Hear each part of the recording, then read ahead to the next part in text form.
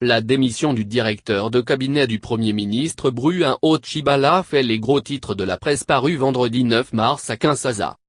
Michel Zomu, directeur de cabinet du Premier ministre congolais Bruin Otshibala a déposé sa démission jeudi 8 mars auprès du vice-premier et ministre des Transports et Voies de Communication José Makila, assumant l'intérim du Premier ministre en séjour à l'étranger pour une mission officielle, annonce kinsasatim.cd.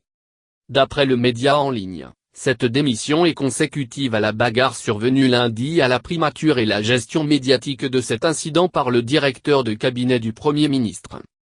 Dans une interview accordée à Top Congo 2 jours après cet incident en effet, Michel Zomu confirmait inconsciemment que la primature était une pétaudière avec un surnombre des membres du cabinet, pour qui étaient émis des ordres de mission fantaisistes, et à qui on versait non pas de salaire mais de l'aumône, relève pour sa part Capsud.net. De l'avis du site d'info, le directeur de cabinet du Premier ministre en a dit plus qu'il ne le fallait lors de cette sortie médiatique, alors qu'il devait se contenter d'user de la langue de bois pour protéger son patron, fait remarquer le site d'actualité. Et partout dans le monde, lorsqu'un grave manquement est commis, il altère les rapports et invite à prendre des décisions qui s'imposent, lui a alors rétorqué le Premier ministre qui se confiait à Jeune Afrique depuis Londres où il séjourne, rapporte pour sa part Forum des Actes, expliquant que ces mots du Premier ministre Bruin Otshibala permettent de comprendre le malaise qui sévit au sein de la primature congolaise. Dans cette interview, le chef du gouvernement a tenu à lever l'équivoque sur le climat délétère qui prévaut à la primature, expliquant que son chef de cabinet a craqué.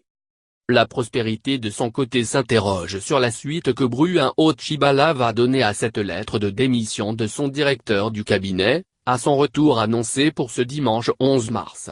Le journal rappelle qu'en avril 2017, les deux hommes avaient juré de convoler en juste noces. Le quotidien pense que l'issue de ce feuilleton reste plutôt suspendue à l'issue des entretiens que les deux hommes sont tenus d'avoir ce week-end, soulignant que l'actuel chef du gouvernement est conscient du rôle que le démissionnaire jouait à ses côtés. De l'avis de Scopredke.net cependant, la primature restera toujours un pandémonium malgré la démission de Michel Zomu. S'appuyant sur les propos tenus par le directeur du cabinet démissionnaire sur Top Congo, le média en ligne soutient que la primature ressemble à la cour du roi Péto où près de 800 personnes sont engagées pour une enveloppe salariale budgétisée pour une centaine de personnes, et où règne notamment débauchage, népotisme, clientélisme, incompétence, non-respect des textes, anarchie et mauvaise gouvernance. De l'avis du site d'analyse et d'information, la primature de Bruin Otshibala est la piètre que la RDC ait connue. Une analyse que semble partager le secrétaire général de l'ONU et député national, Jean Baudouin Bayot. Invité par Actualité.cd à réagir sur ces incidents, l'opposant a estimé que ces incidents consacrent la médiocrité au sommet de l'État, rapporte Le Potentiel.